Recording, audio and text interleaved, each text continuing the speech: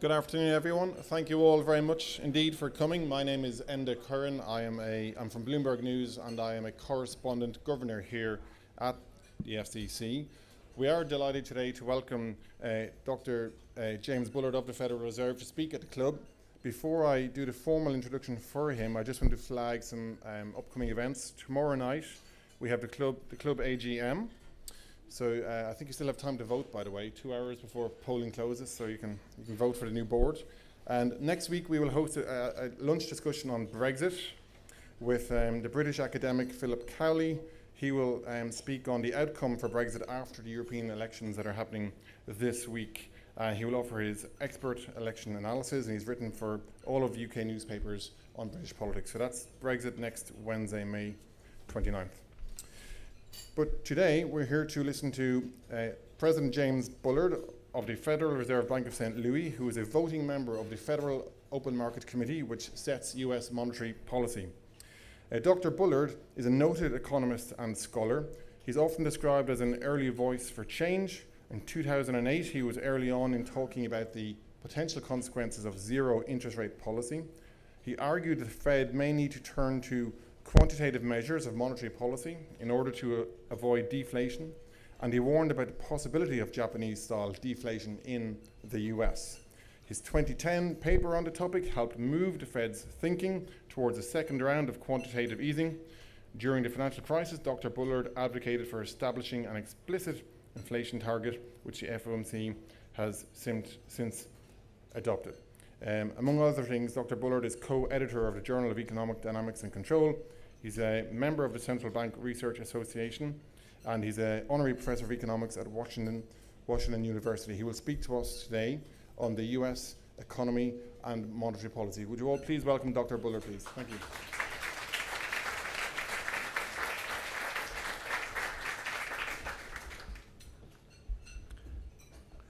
Great. Thanks very much, and thanks for hosting me here today. I'm looking forward to a lively discussion. I have a few prepared remarks, and I'll get started with that.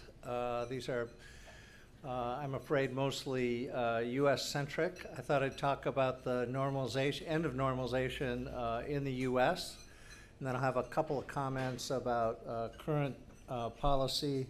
And then in the Q&A, I'm happy to talk about all kinds of other issues that you might want to talk about that aren't in this slide deck here. So this is titled A Successful Normalization of Monetary Policy in the U.S. And I just wanted to take this opportunity to reiterate that the normalization program has come to an end in the U.S. and that it has been successful. So I'll tell you what I mean by that. The program has been, the normalization has been successful in the sense that real economic performance in the U.S. has been very good while we've been normalizing interest rates. And some of you might recall that, they sort of said it couldn't be done. Maybe some of you said it couldn't be done. But the idea was that it would be very hard to come off of zero policy rates. It would be very hard to reduce the size of the balance sheet to undo the quantitative easing program, and that if you tried to do something like that, all hell would break loose in the U.S. economy. That isn't what happened. Instead, we got good economic performance during the period when we were doing the normalization. So that's kind of my main point here if you just want to enjoy your dessert. But also I think that the committee has chosen a good time to stop with the interest rate normalization. And this is always a tricky task for Fed policy. You start raising interest rates, which is by far the hardest thing to do for central banks anywhere in the world. You start raising interest rates, but the question is always, when should you bring that process to an end? I think, in my opinion, we brought it to the end, hopefully at the right moment here. So it's a good stopping point for the normalization program. And then going forward,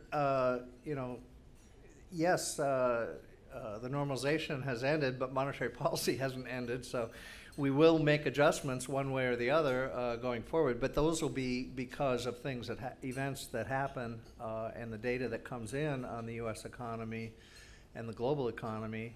and not because we're pursuing further normalization from here. So let me try to get to these main points here. First of all, the idea that we've had a successful normalization of U.S. monetary policy.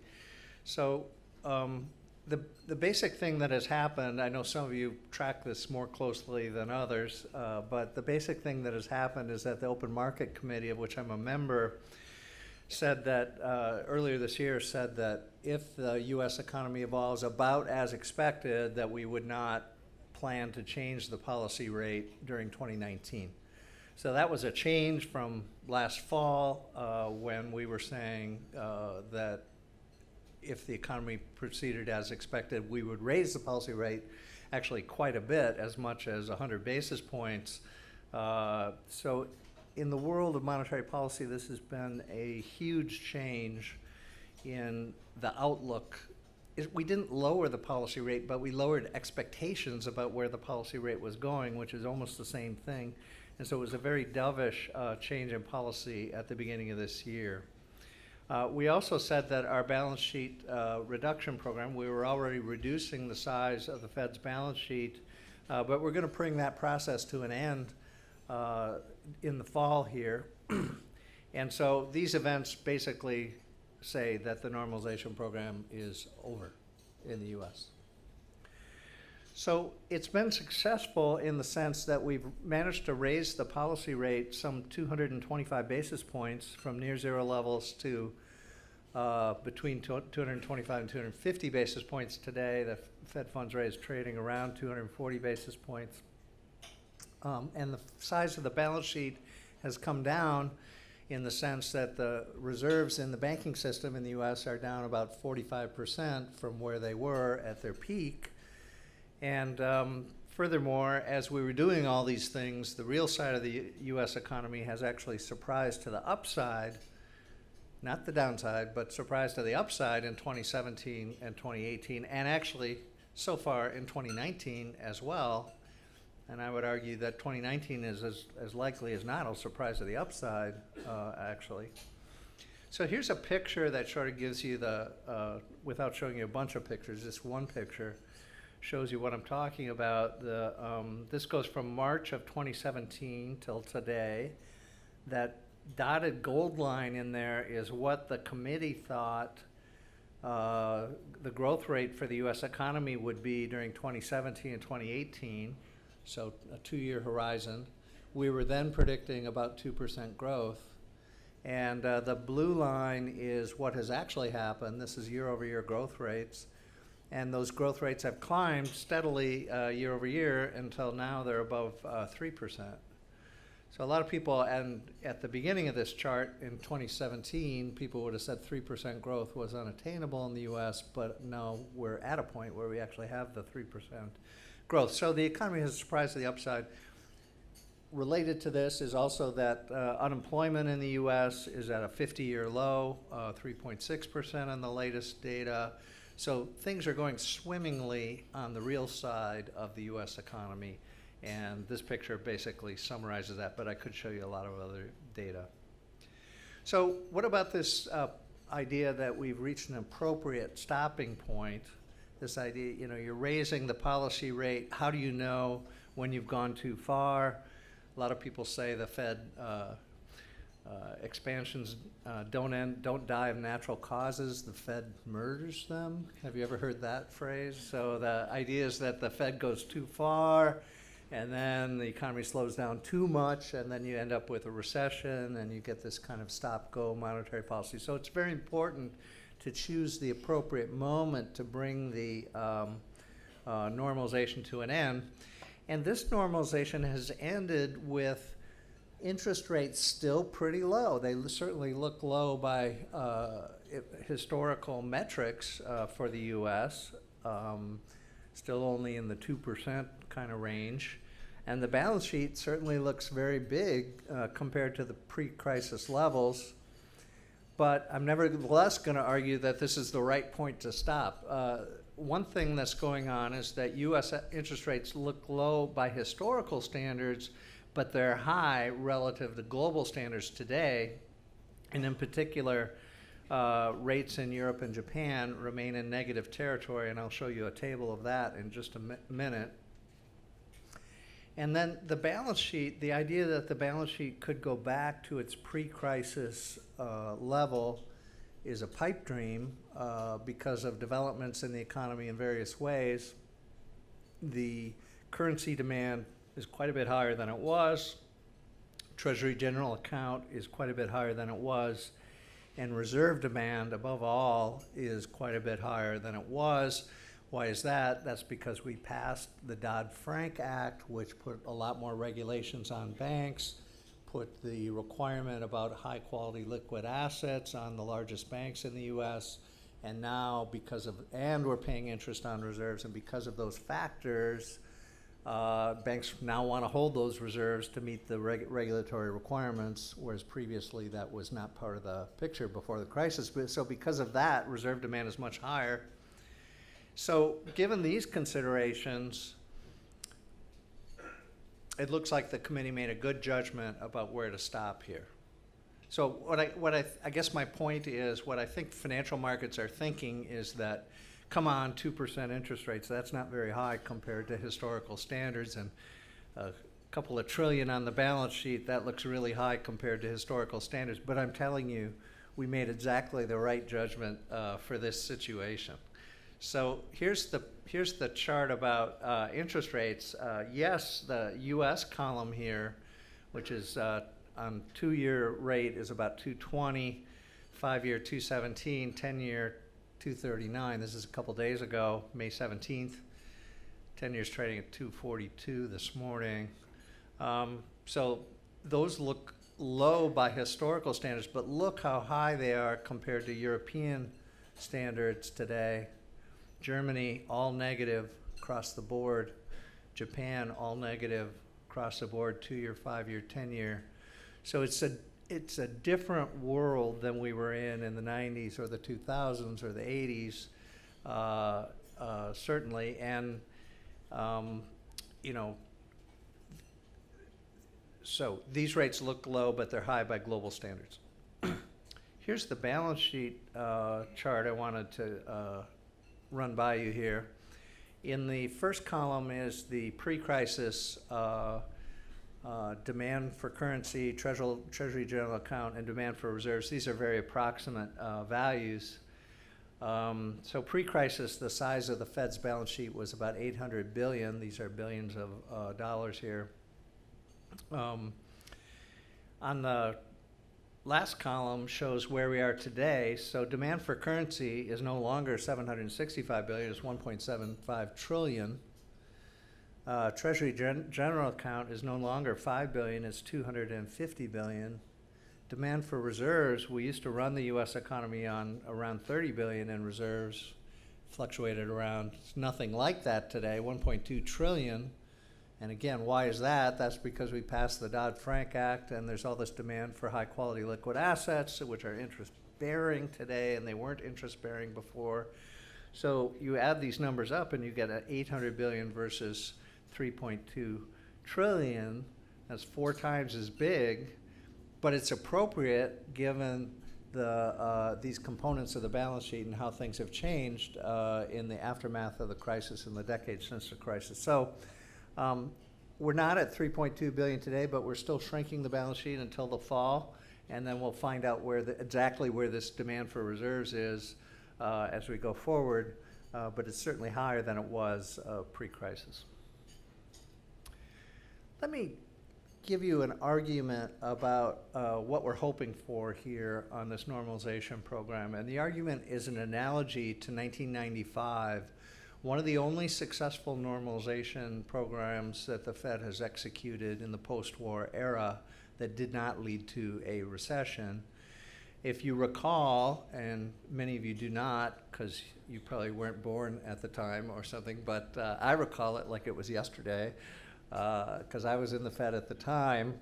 The Fed increased the policy rate some 300 basis points in 1994 and 1995. It was one of the worst years in global bond markets of the post-war era.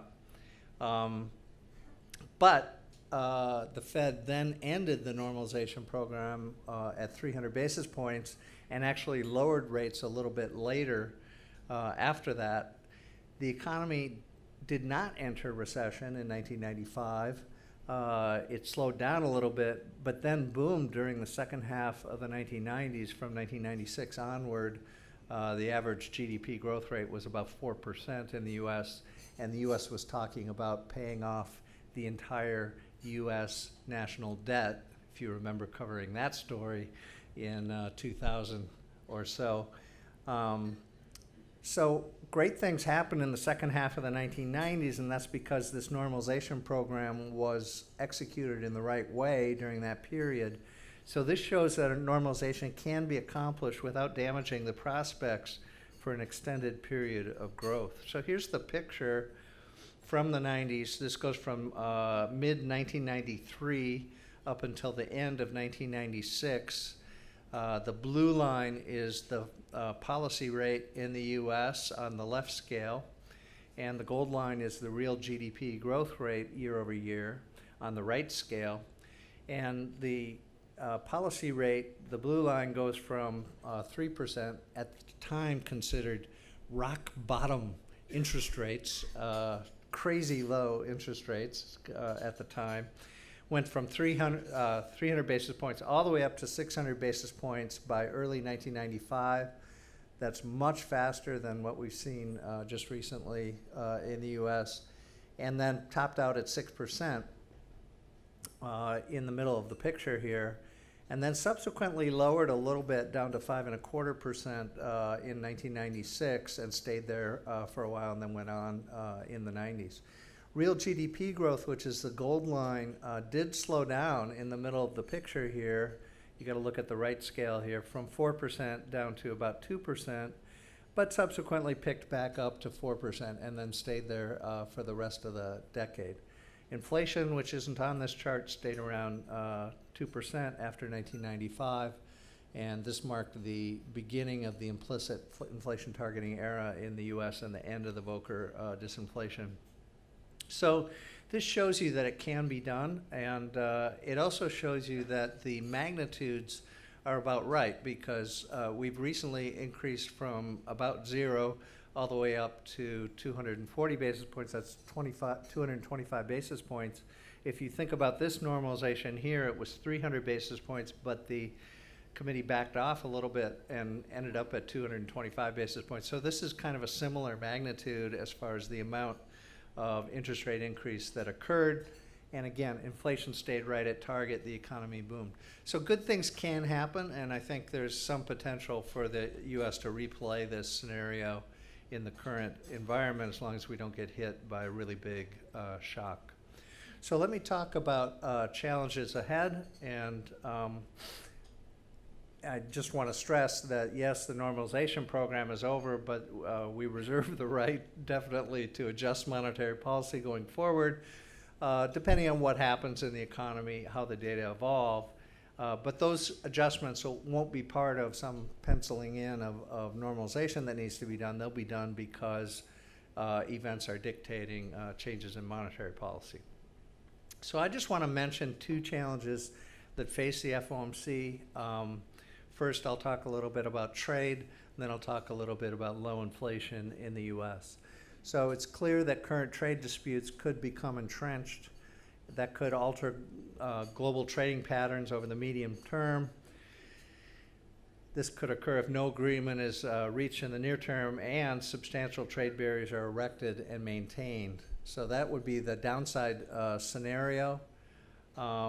My base case continues to be that we'll get an agreement on trade. I think it's good both for China and the US, but you never know.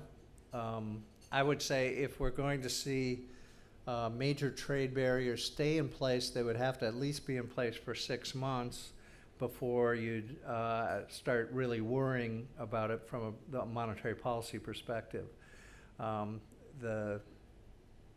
It's natural in a negotiating framework that you would see a lot of maneuvering right before an agreement is reached, and I'm hopeful that that's what we're observing right now. But if it did deteriorate into permanent trade barriers, that would be something that the committee would have to consider and adjust to. But that would be down the road if that occurred. My base case remains that agreements will be reached, and I want to talk about the second risk, that the committee, the FOMC, will miss its inflation target on the low side in 2019. I would base that on the idea that many market participants think we're going to miss it in 2019. And we've already had 7 years of being mostly below our inflation target. I'm actually sympathetic to this idea that we'll probably miss our inflation target to the low side again in 2019. And so let me talk about this a little bit. We haven't a stated inflation target of 2% since 2012. Since 2012, we haven't hit this inflation target based on our preferred method of measuring inflation. The market-based inflation expectations are also below target, and the thing about this is occurring despite essentially a booming economy in the U.S., an economy that has surprised to the upside in 2017, surprised to the upside again and on the real side in 2018, and so far in 2019. Despite that, we still got inflation below target, unemployment at a 50-year low. This is concerning for the credibility of the U.S. Inflation target. So here's the picture. This goes back to 2012. This is the gold line is the core PCE inflation rate year over year. That's the preferred measure of the committee. The blue line is headline inflation. The actual inflation target is in terms of headline, the blue line. But it doesn't really matter if you look at headline or core. These two lines are below the target for 7 years. And looks like they're going in the wrong direction. Looks like they're going to stay below target this year as well.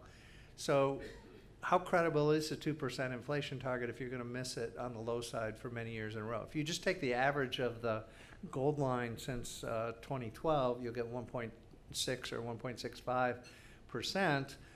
And market participants would be forgiven if they concluded that the inflation target must be 1.6%, not 2%, if you're missing this long on the low side.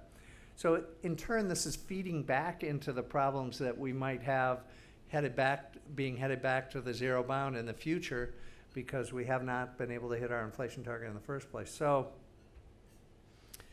here's the inflation expectations. This would be even more concerning because inflation expectations are critical for actual inflation, according to modern theories.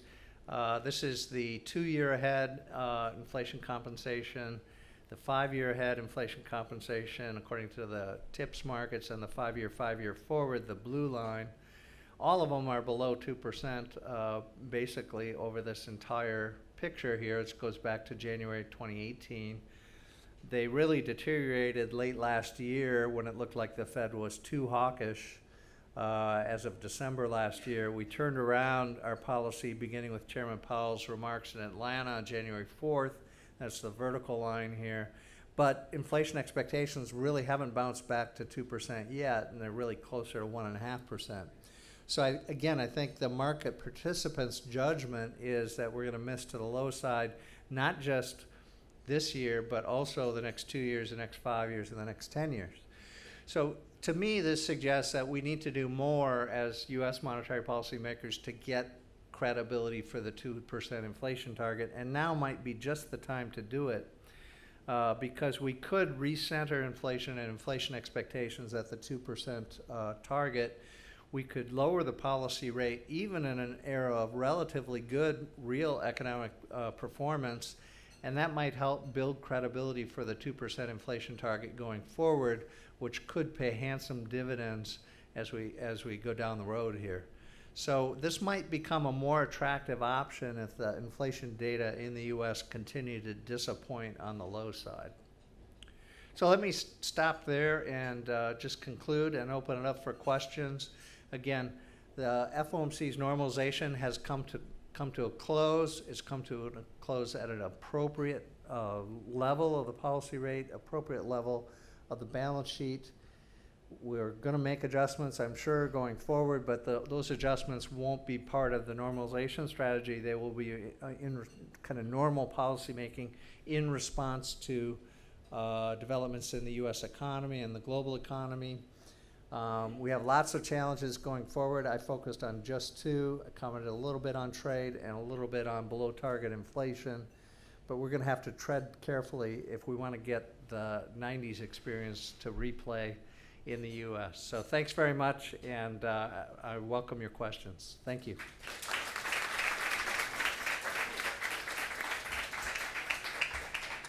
Well, thank you, Dr. Bullard. We will move now to questions.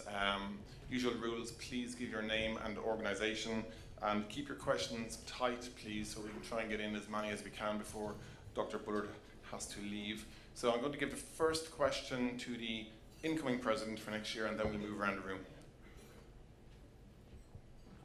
Thank you. I'm Jody Schneider with Bloomberg. So I'm going to ask a political question, and thank you for being here, Dr. Bullard, Sure. first of all.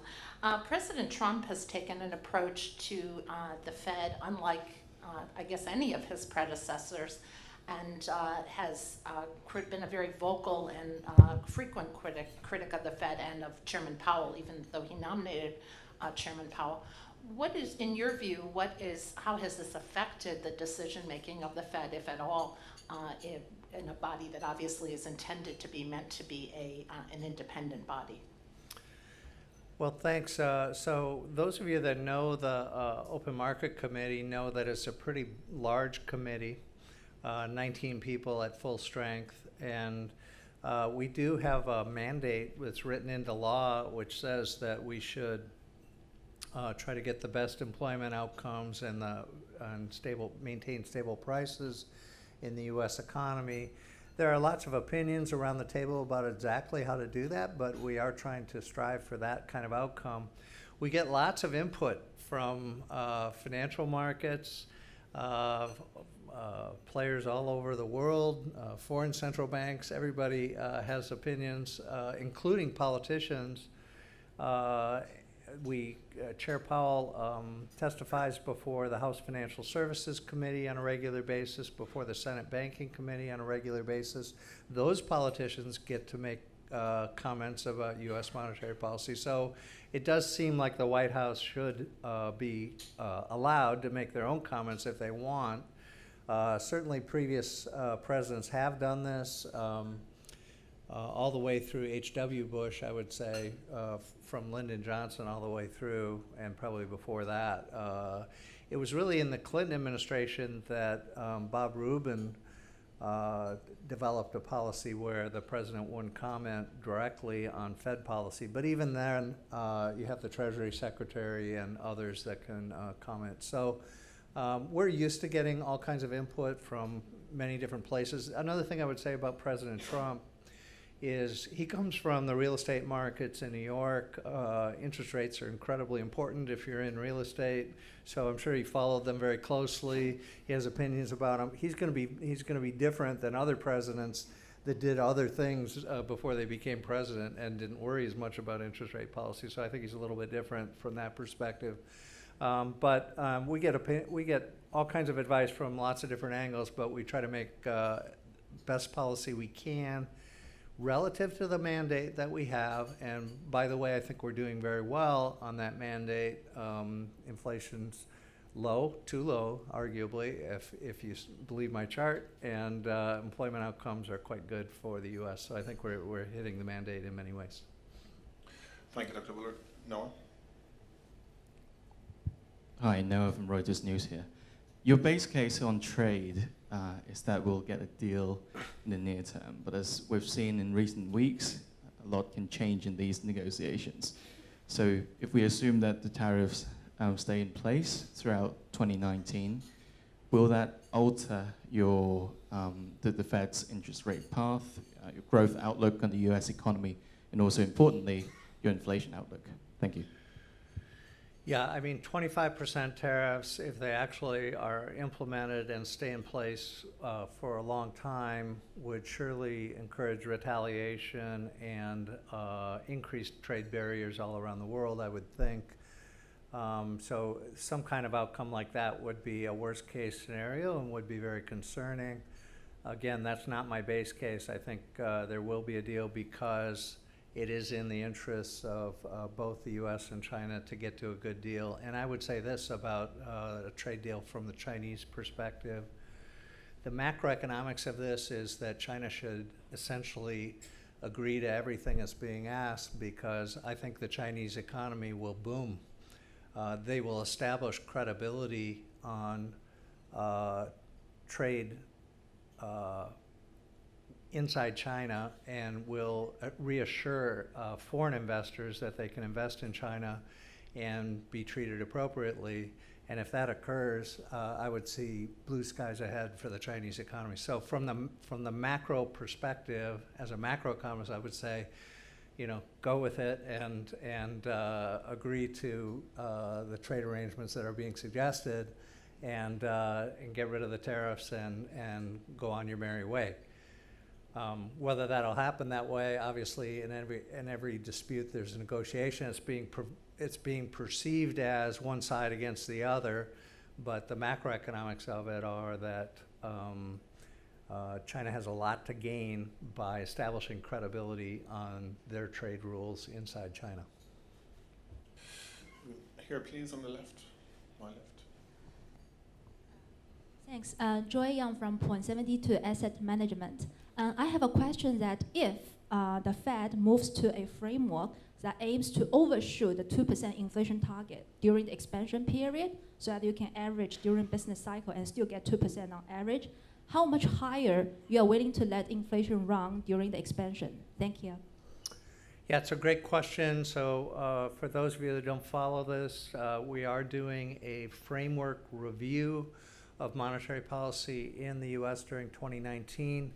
That process is ongoing. It's being led by Vice Chair Rich Clarida, who's doing a great job on this.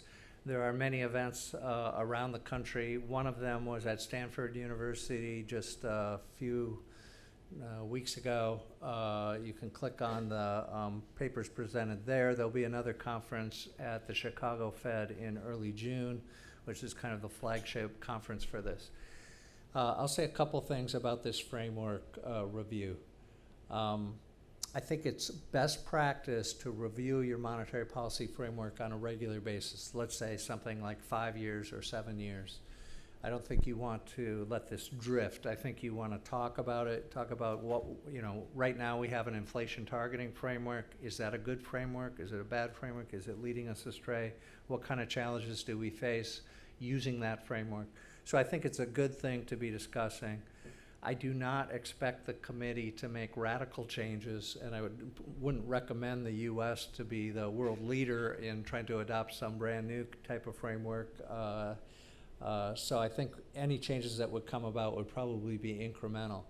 One thing that is being talked about more is the idea of average inflation targeting, and in the academic literature there are more elaborate descriptions of that as price level targeting or nominal GDP targeting. But average inflation targeting would mean that if you missed in the past on your inflation target, you would try to overshoot in the future so that your average inflation would come out to be at target. And today we don't do that. If we miss on either side, we just say, sorry, we missed.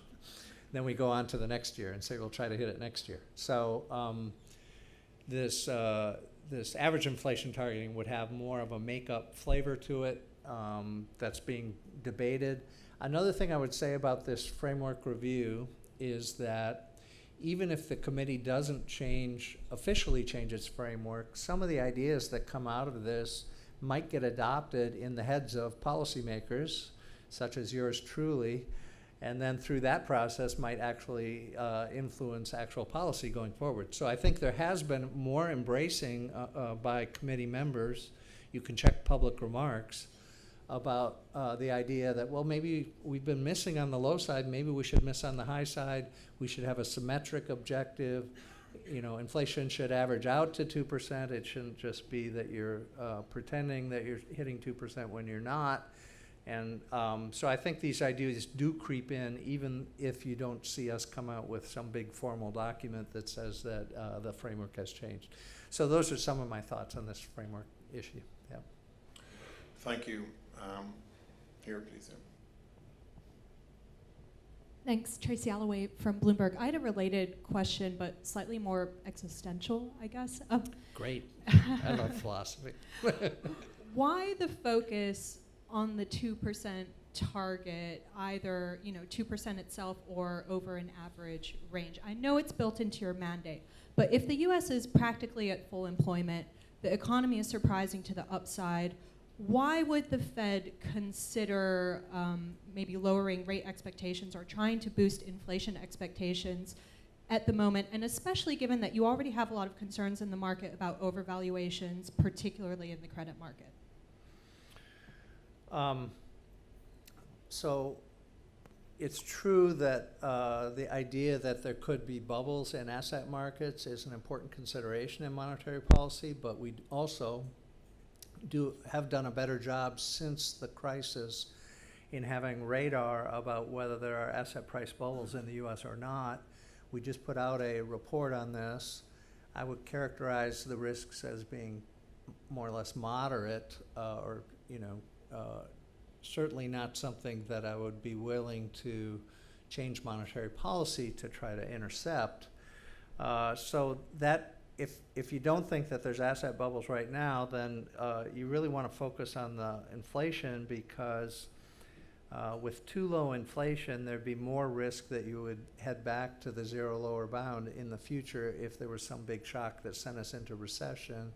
And so I think you'd want to build credibility for the 2% inflation while you can, get that set, and then that'll position you better for a recession if it comes sometime in the future, unpredictably.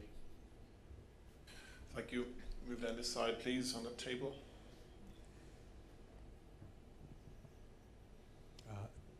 Thank you. Tom Holland, Gavcol Research. Dr. Bullard, you mentioned the magnitude of the change in stance from the FOMC at the end of last year, from expecting, as you say, around about 100 basis point rate increase to effectively expecting zero this year. That really was a very abrupt change in stance, and I wonder if you would comment a little about what changed in terms of the data you were looking at, because on the macroeconomic data, there doesn't seem to be a great deal that changed, but clearly there was a big change of sentiment in the financial markets. Yep, it's very true that this was a sea change in U.S. monetary policy, but those of you that know me know that I was actually projecting a very flat rate outlook before December of last year, and so it was really a case where the rest of the committee decided that the flat rate outlook was the right one for the U.S. economy, and I would say what changed was that the realization on the committee that the Fed was being perceived as too hawkish for this environment, and it was driving inflation expectations lower. That would be one way to interpret it, and it was actually in this picture that I showed just a minute ago. So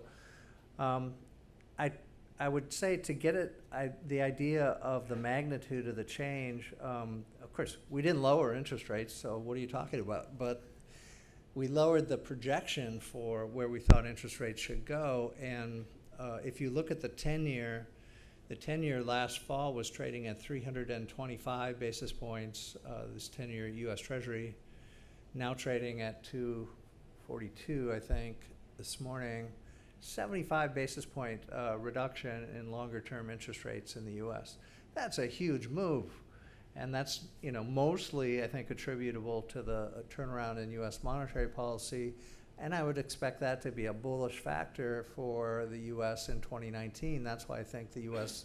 growth rate might surprise to the upside again in 2019, especially because we got a good first quarter. If some of you were tracking this, The talk, even 5 or 6 weeks ago, was that the first quarter was going to be very weak in the U.S. Instead, it came in over 3%. Now you're looking at full year growth, probably at 2.5% for the U.S. In 2019, which would be an upside surprise compared to what was previously predicted.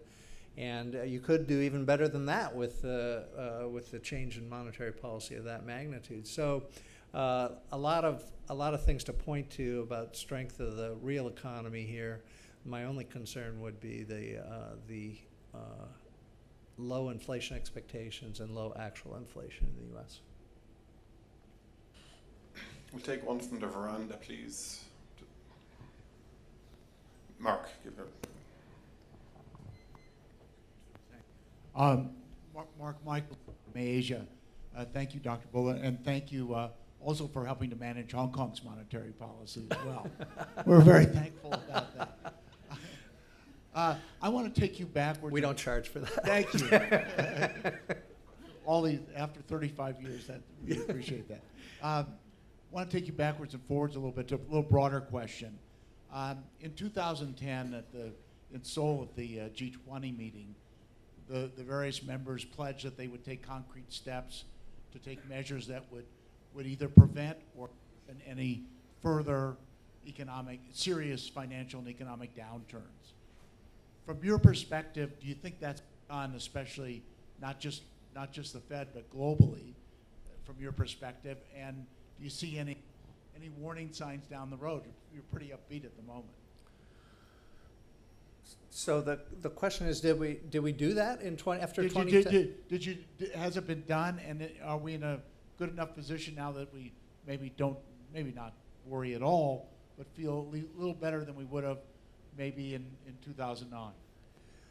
Well, we certainly feel better than we did in 2009, I would say. That was not a good situation. We've been a long time climbing out of that. And growth rates have generally been slower post-crisis than they were pre-crisis. That is something that is concerning to me. That's not just in the U.S., but in many places around the world. And you certainly get the impression that there were some kinds of permanent effects coming from the global financial crisis on the growth rate. And I find that very concerning. But generally speaking, I do think that, at least speaking for the U.S., that we've made the right types of policy responses. We shored up the resiliency of our banking system, and just recently did other things like reform our corporate tax code, which was out of line compared to international standards. So I think we've done a lot of good things in the U.S., and that's why we're in a good position today. So hopefully we can continue that going forward. The kind of thing that happened in 2010 where you had global coordination, I would say, on policy, I don't see that as the norm. That might have been appropriate at that moment, but usually different countries have different situations because they have country-specific shocks, and so you wouldn't expect policy to always be going in the same direction in various economies around the world. In 2009 or 2010, the whole global economy had gone negative and then had to all bounce back simultaneously. But that's a rarity in the post-war era. Most of the time, you've got country-specific shocks, and so you wouldn't want the different countries to be running exactly the same policy at different points in time. Just on the veranda again, please. I'm To Han Shi, a senior reporter at Finance Asia. So how likely will the Fed cut interest rates this year? I think the market is saying there is a high probability of a rate cut by the end of the year. I gave you an argument here that we could try to recenter inflation and inflation expectations at the 2% target. I think that would be the lead argument. If one was going to carry the day, that would be the lead argument. The other thing that could happen by later this year is that some kind of you know, the U.S. economy is not looking so good, or there's a big shock, the trade situation deteriorates further. That would be one situation, but that's not, again, that's not my base case. So I think to make this argument, you really got to make the case that inflation is just too low, and we need to recenter inflation and inflation expectations. So we'll see if that carries the day. A lot of times I've been army of one on the FOMC, and then people come around to my views, so maybe they will this time. We'll see. Here, please. Hi, Nicholas Gordon, writer and researcher for the Global Institute for Tomorrow. You talked about how, in your view, the normalization program has ended at the appropriate time. But did it start at the appropriate time? I think there was commentary when the Feds first started to tighten monetary policy that the economy wasn't quite there yet. Clearly, with the great upsides you've had of the U.S. economy in the recent years, there's clearly there was much more slack in the U.S. economy than people had thought. So with the benefit of hindsight, did this program, it might have ended at the right time, but did it start at the right time? That's a great question. I think the financial market view is that the program started too late, I think is kind of what a lot of people say. Well, you know, 2015 was actually the high point of year-over-year growth in the U.S. It was over 3% in 2015. Why weren't you normalizing then? And then unemployment would have continued to come down, but it would have come down to the natural rate from above, and then you would have had a smooth landing. A lot of people think that that's kind of what should have happened or something.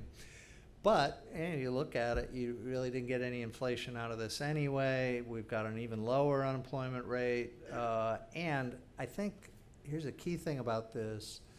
We were able to follow through on the normalization program exactly because the U.S. economy surprised to the upside in 2017 and 2018. Because good things were happening in the economy, that was the moment to get the program going and start to ratchet up the policy rate. So we took advantage of the fact that there was upside surprise in the U.S. economy, and that has now paid handsome dividends because now we have positive policy rates that are more appropriate for the U.S. economy. We're able to shrink the balance sheet as well. So a lot of good things happened here, but maybe it had to all come together in just the right way in order to. You recall that we tried to start the normalization program in December of 2015. Some of you remember this. And the committee then said, once we had started, the committee said there would be 4 rate hikes in 2016. Remember this? And the then Vice Chair Stan Fisher went to the American Economic Association meetings, and the economy was deteriorating, financial markets were deteriorating, and he was asked, well, do you still intend to go through with the 4 rate hikes in 2016? And he gave the only answer that I think he could have in that situation, which was, well, that's what the committee said at the December meeting, and so yeah, we're going to go ahead with the 4 rate hikes. It was too hawkish for that moment. And global markets really had a lot of trouble in the first quarter of 2016, and we had to back off that plan, and we ended up not raising rates at all until the end of the year. So that's a lesson for, you know, we tried to get going earlier, and we couldn't do it. So what really made this work was the upside surprise in 2017, 2018 for the real economy. We have time for a couple of more, so I will just over here at the wall, please, and then back there. Thank you. Mike Rouse, independent commentator. First of all, thank you very much, both for the contents of your remarks and for the very entertaining Q&A. I'm very old, as you can see, and I do remember the debate 20 years ago about how we have monetary policy when we paid down all the government debt. I thought it was a very interesting discussion at that time. We don't have that problem anymore. Turned out not to be a problem. No, not to be a problem. My question is really based on Murphy's Laws 1 and 2. If things are going to go wrong, they will. And if there are 2 or more ways in which they could go wrong, they'll go wrong in the more serious way. What is that? So a lot of times people ask me what keeps me awake at night. I actually feel that genuinely that the U.S. economy is in good shape today. Of course, there are always things on the horizon that can happen. If you're worried about financial crisis, let's say reemerging, I would just say this: we've upped our regulatory game a lot, especially in the U.S., but I think globally as well. And that's putting a lot of regulatory pressure on the banking system. But there's a big unregulated sector out there, let's call it fintech. And it's that sector where things are developing, sensational new ideas are being applied, new technologies coming into play. And all the history of financial crisis is that it occurs outside the regulated sector. So we did exactly the right thing. I think we beefed up our regulation, and then we spilled our water. Sorry. We beefed up our regulation, and I think all that was great. But we know how this story works, because it's happened many, many times in history, is that the next crisis will come from outside the banking sector. And with all this innovation going on globally, I think that's something I think to worry about. And as regulators, and even as an executive in the Fed system, it's just very hard to get people to focus on the unregulated sector, because people naturally say, well, that's not my job. My job is to regulate the bank, and that's enough of a job by itself. And so all your teams are oriented that way. All the regulations are written that way. That's how everybody thinks. It takes a lot of mind share. And then you say, well, there's these guys over here that are doing something else that seems really weird. And they say, well, that's not my job. So it's very hard to get focus on that, and that's why it's occurred over and over in history. And so I am worried about that, because, let's face it, Silicon Valley is eating the world here, and we have to be aware of what's happening. At the back here, please. Thanks. John Carter, South China Morning Post. Attitudes seem to be hardening on the mainland about the trade war. And there's lots of speculation, open discussion about ways to retaliate against the United States. One idea that keeps coming up is China selling its large stock of U.S. Treasury securities. What do you think of that idea? And if China were to go ahead, despite the downside that would have for China, what would be the impact on the economy, on the Treasury market, and on Fed policy? Well, I think that the Chinese government is holding U.S. Treasuries for a reason. They want to have the reserves. They could certainly sell them off if they wanted to, but they'd have to replace them with something else. And since global markets are global markets, I'm not sure there'd be much effect on global markets. There was an occasion, I'm thinking of a chart I saw a few years ago, where Chinese government reduced its reserves by around $1 trillion, if I'm not mistaken. It was a non-event in global financial markets. Nobody noticed. So I don't really think that this is as much of a threat as it's made out to be. Again, I think the right way to look at this from a macroeconomic point of view from the Chinese side is that the Chinese should reestablish credibility for trade protections within the Chinese economy, and that will reassure global investors that China is a great place to invest and to have access to Chinese markets, and really good things would probably happen for the Chinese economy going forward. It's not just the U.S. that's doubting Chinese credibility. It's really many global players all around the world have found that it's a difficult place to do business. If you look at U.S. states will say, we're the best place to do business in the United States. We've got better tax policy and friendlier business policy.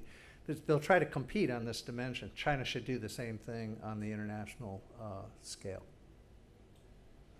I'll ask the final question because we're just out of time, I'm afraid, on indulgence. Dr. Bullard, what are the chances of either a US or a global recession over the next 12 months, you think? US or global recession over the next 12 months. My personal opinion is that it's no higher than it ever is. That you face a certain amount of intrinsic randomness, and so there is always the chance that you could go into recession over the next 12 months. I don't think it's any higher today than it ever is.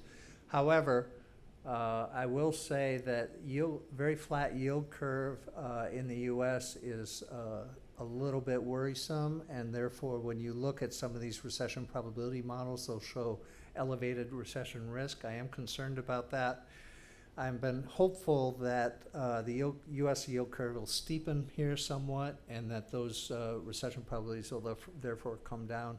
We'll see how that plays out in the coming weeks and months ahead. So, thank you. Okay, well, thank you, Dr. Bullard. I have only one item left to do, and that's to present you with a little gift token here from the FCC. So, for your great speech on the U.S. economy, could we all please thank Dr. Bullard for coming to the FCC today?